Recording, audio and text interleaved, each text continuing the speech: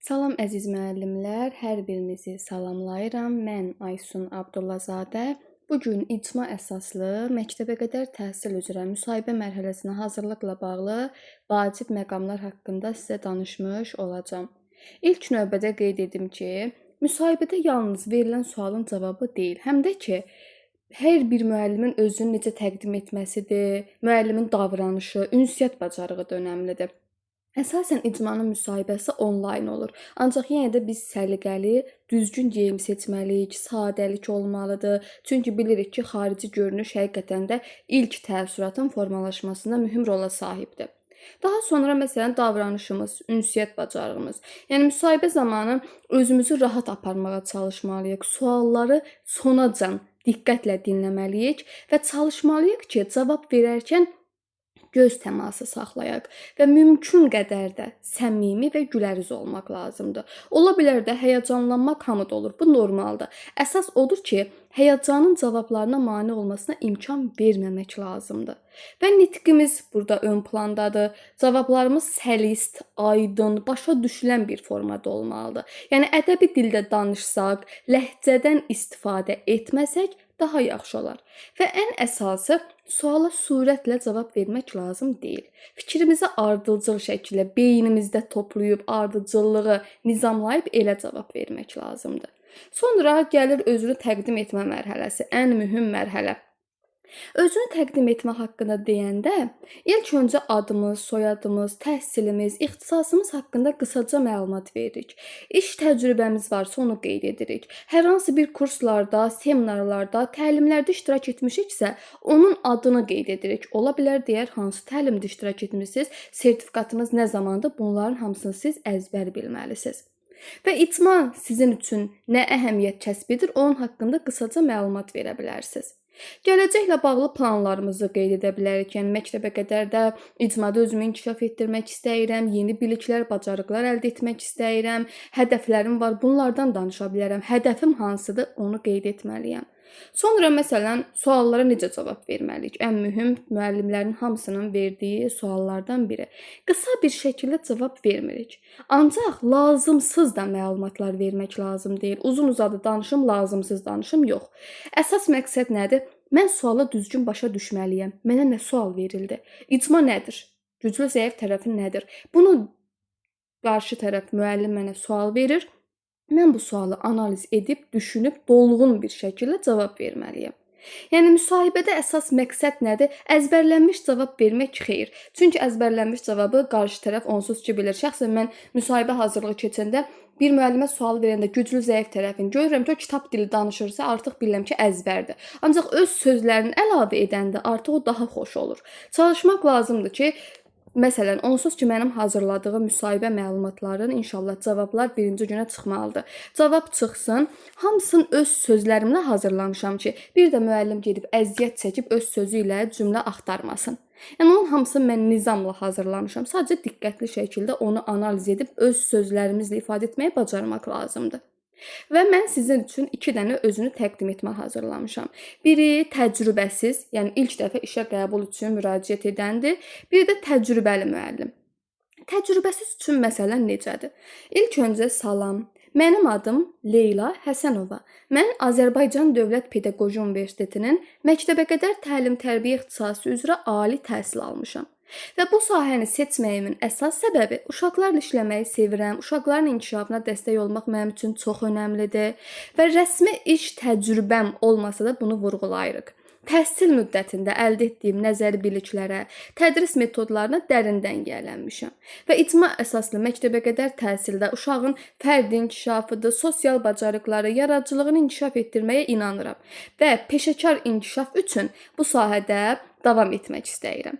Əgər hər hansı bir sertifikatlara qoşulmusunuzsa, təlimlərdə iştirak etmisinizsə, sertifikatınız varsa rəsmi bir şəkildə onun adını qeyd edirsiniz. Hansı məsələn, akademi tərəfindən, hansı müəllim tərəfindən keçirilib, onu qısaca qeyd edə bilərsiniz. Bu olur sizin təcrübəsiz namizəd üçün. Yox, əgər sertifikatınız yoxdursa, praktika dövründən də danışa bilərsiniz. Bir də var, özünü təqdim etmə təcrübəsi olan üçün. Yenə ad, soyad, ixtisası deyirsiniz. Hazırda işləyirsinizsə onu qeyd edirsiniz. Yenə sertifikatlar varsa, təlimlərdə iştirak etmisinizsə, onu qeyd edirsiniz və valideynlərlə əməkdaşlığa açıq və ünsiyyətə önəm verən biri olduğunuzu qeyd etməlisiniz və ən əsası sonda təşəkkür edirəm deməyi bilin. Cümləniz bitdi, daha sonra deyin ki, təşəkkür edirəm. Bu oldu bizim təqdim etməmiz. Yəni müsahibə əgər onlayn olsa, məsələn, keçən il onlayn oldu, eləmi? Onlayn olsa, ilk öncə salam, özünü təqdim etmə. Özünüzü təqdim etdiniz, keçəcəksiniz artıq digər müəllimlərin sizə ünvanladığı suallara.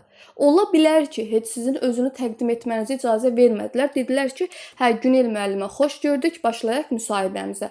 Özünü təqdim etmə heç olmadı. Ancaq bu o demək deyil ki, hamıda belə olacaq. Hamı özünü təqdim etməsini özünə məxsus bir şəkildə hazırlamalıdır. Daha sonra keçəcəklər artıq sizə suallar ünvanlayacaqlar. Mən keçən ilin suallarını hazırlamışam və ona oxşar şəkildə, uyğun şəkildə 700 sual hazırlamışam ki, sizə düşər 15-20 sual, 10-15 sual və siz o 700 sualı öyrənməlisiniz ki, peşəkar bir şəkildə nitq bacarığı, səlist özünü ifadə etmə, rahat göz təması qurma bacarığını özünüzdə formalaşdırasınız. Məsələn, deyə bilərlər ki, sizə niyə icma əsaslı məktəbə qədər təhsildə işləmək istəyirsiniz? Ən uyğun suallardan biridir. Yəni keçən il demək olar ki, bütün müəllimlərə ünvanlanmış sual. İcma əsaslı məktəbə qədər təhsildə işləmək istəyirəm. Çünki bu modelin mərkəzində uşağın fərdi inkişafı, ailə ilə əməkdaşlığı və əməli fəaliyyətə əsaslanan bir öyrənmə dayanır. Və mən uşaqlarla işləməyi sevirəm. Uşaqların öyrənmə marağına uyğun şəkildə fəaliyyətlər təşkil edirəm. Və çünki bu model uşaqlarda azad seçim imkanı vermiş olur, uşaqların şəxsiyyətini, təşəbbüskarlığını ön planda tutur. Və icmada müəllim sadəcə bilik verməməlidir. Həmçinin fasilitator olmalıdır, yol göstərən bələdçi olmalıdır. Mən də məhz özümü bu rolda görürəm. Və çalışaram ki, müxtəlif fəaliyyət güşələri vasitəsilə uşaqların öyrənməsini dəstəkləyim. Və bu sahədə işləmək mənə həm peşəkar inkişaf, həm də uşaqların həyatına müsbət təsir göstərmə fürsəti vermiş olur. Bu səbəbdən də icma əsaslı məktəbə qədər təhsildə çalışma istəyi ilə bu müsahibəyə qatılmışam. Bu tipdə cavab verə bilərsiniz. Təbii ki, kimin əlavəsi varsa, əlavəsini də suala uyğun şəkildə qeyd edə bilər. Bəs deyə bilər ki, icma əsaslı məktəbə qədər təhsil uşaqlara nə verir? Təbii ki, uşağın fərdi xüsusiyyətlərini, maraq tələbatlarını nəzərə alır. Uşaqların sərbəst bir şəkildə özünü ifadəsinə şərait yaradır. Uşaqlarda əməkdaşlıq bacarığını inkişaf etdirir. Valideynlərlə əməkdaşlıq burada ön planda olur. Uşağın ekskursiyalar təşkil edərək, görüşlər təşkil edərək dünya görüşünü genişləndirir. Ən vacibi təhlükəsiz bir mühit yaradılmalıdır ki, uşaq həmin mühitdə qəbul olunmuş, özünü dəyərli biri kimi hiss etsin. Özünə inam, yaradıcılıq, tənqidi düşünmə, məntiqi düşünmə bacarıqları da burada inkişaf etmiş olur. Sonra deyilə bilər ki, sizə sənin güclü və zəif tərəflərin, keçən il demək olar çox müəllimə bu sual ünvanlanmışdı. Burada mən zəif tərəf deyəndə mənfi bir şey düşünməməliyəm. Güclü tərəfim səbirliyəm, uşaqlarla düzgün ünsiyyət qura bilirəm, empatiya bacarığına sahibəm və yaxud uşaqlara sevgi dolu münasibət qurmağı bacarıram. Uşaqları sona qədər diqqətlə dinləyib, hər hansı bir problem varsa onu düzgün bir şəkildə həll etməyi bacarıram. Zəif tərəfim isə hər şeyi mükəmməl etməyə çalışıram. Özümə qarşı çox tələbkaram, hər hansı bir kiçik detal olanda onun üzərində daha çox dayanıram. Amma zamanla öyrənirəm ki, hər şeyin balanslı olması daha vacibdir. Bu da olur mənim zəif tərəfim. Yəni zəif tərəf deyəndə siz özünüzə aid zəif tərəfləri deməyin. Hər bir müəllimin zəif tərəfi bu tipdə olsa daha uyğun olar. İcma əsaslı məktəbə qədər təhsilin üstünlükləri hansılardır? Demək olar ki, İkinci sualdan eyni bir məna kəsb edir. Yenə uşağın ehtiyacını, fərdi xüsusiyyətini nəzərə almalıyam, valideynlə əməkdaşlıq etməliyəm, uşaqların təcrübə ilə öyrənməsinə şərait yaratmalıyam, paylaşma, empatiya, bir-birindən öyrənmə, ünsiyyət qurma bacarıqlarını inkişaf etdirməliyəm. Bəs yaxşı, ən belə deyim də icmanın vacib suallarından biri. İcma əsaslı da 3-5 yaşlı uşaqlarla necə işləyərsiniz? Təbii ki, mən ilk öncə uşağın yaş xüsusiyyətini fərdi marağını, tələbatlarını nəzərə alıb, ona uyğun bir şəkildə fəaliyyətlər təşkil edərəm. Oyun əsaslı fəaliyyətlərdən istifadə edə bilərəm, hərəkətli, sensor fəaliyyətlərdən istifadə edə bilərəm. Və ən əsası, hər bir uşağı fərdi şəkildə tanımalıyam, müşahidə etməliyəm, uşağın ehtiyacına uyğun şəkildə dəstək göstərməliyəm. Mənim üçün digər vacib məqam təhlükəsiz, sevgi dolu, inkişaf etdirici bir mühit yaratmağımdır. Və ailələrlə sıx əməkdaşlıq etməliyəm, ailələrlə birlikdə uşağın inkişafını izləməliyəm. Yenə icma ilə bağlı bir sual. İcma qrupu deyəndə nə başa düşürsünüz? Məktəbəqədər yaşlı uşaqların valideynlərinin yerli icmanın birgə iştirak etdiyi, uşaqların inkişafını, təlimini dəstəkləyən təhsil mühitini başa düşmüş oluram. Və bu qrupda uşaqlar sadəcə bilik qazanmamalıdır. Həm də qərar vermə, özünü ifadə etmə, empatiya, sosiallıq kimi bacarıqları da inkişaf etdirməlidir. Eyni zamanda valideynlərin, icma üzvlərinin iştirakı təhsilin keyfiyyətini artırmış olur və bu da uşağın inkişafında birgə məsuliyyət daşımağımıza səbəb olur. Qrupunuzda inklüziv uşaq varsa, necə davranmalısınız, necə dərs keçməlisiniz? Təbii ki, ilk növbədə inklüziv uşaq deyəndə sağlamlıq imkanı məhdud uşaq, təhsilin hamı üçün əlçatan olmasını nəzərə almalıyam. Dözümlü, anlayışlı olmalıyam. Uşağın fərdi xüsusiyyətlərini, inkişaf tempini, bacarıq səviyyəsini nəzərə almalıyam və elə etməliyəm ki, fəaliyyətlər hamıya uyğun şəkildə olsun. Heç bir uşaq arasında fərq qoyulmasın. Vizual materiallardan istifadə edərəm, hiss oyunlarından, fərdi dəstək yollarından istifadə edərək uşaqlarda empatiya, qəbul etmə, qrupdakı digər uşaqların birlikdə oynamasına şərait yaradaram. Mənim əsas məqsədim nədir? Uşağın özünü təhlükəsiz, qəbul olunmuş, dəyərli bir mühitdə olduğunu hiss etməsidir. Bir valideyn sizin fəaliyyətinizdən narazı olsa və bunu açıq bir şəkildə bildirsə, necə davranarsınız? Təbii ki, ilk öncə mən valideynin fikirlərinə hörmətlə yanaşaram və onu sakit bir şəkildə dinləyərəm. Narahatlığını başa düşərəm, problemi anlamağa çalışaram. Əgər səhv varsa, bunu düzəltməyə çalışaram. Və valideynin uşağın inkişafı ilə bağlı məlumatlar verərəm, birlikdə həlli yollar axtararam. Mənim əsas burada məqsədim nədir?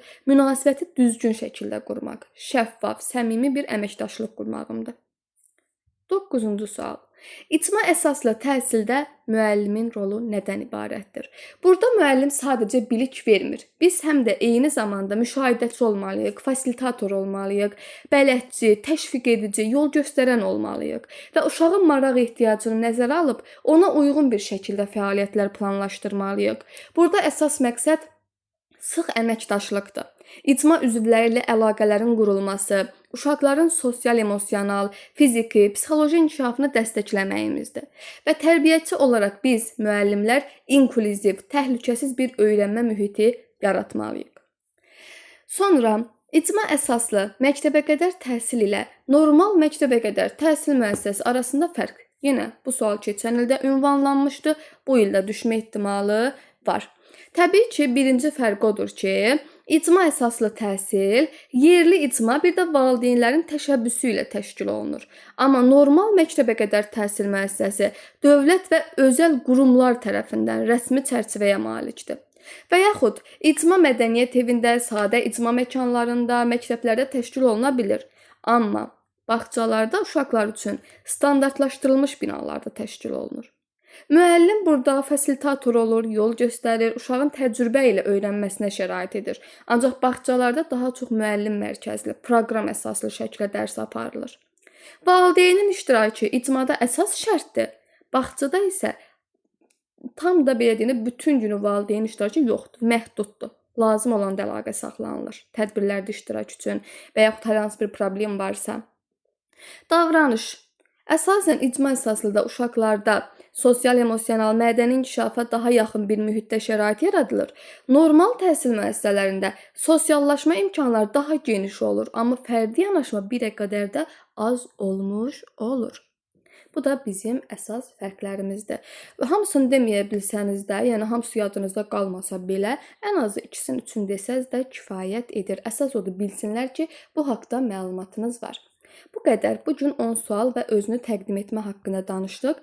Bir də ən çox ünvanlanan suallar odur ki, nə qədər vaxt çəkir, neçə sual düşür. Baxın müəllimə, bu gedişat hər il dəyişən bir şeydir. Bu il bilinmir onlayn olacaq, əyani olacaq və yaxud bir müəllimə 15-20 sual ünvanlanacaq, yoxsa 3 sual ünvanlanacaq, onu bilmirik. Ona görə biz mükəmməl şəkildə hazırlaşmalıyıq. Və bəzən müəllimlər düşünür ki, hə, əzbərliyim, gedim rahat bir şəkildə cavab verəcəm. Xeyr, buna əzbər lazım deyil. Peşəkar bir müəllimsinizsə, həqiqətən öyrənməyə açıq bir müəllimsinizsə, buna əzbərə ehtiyac yoxdur. Gündəlik rastlaşdığımız hadisələrdir.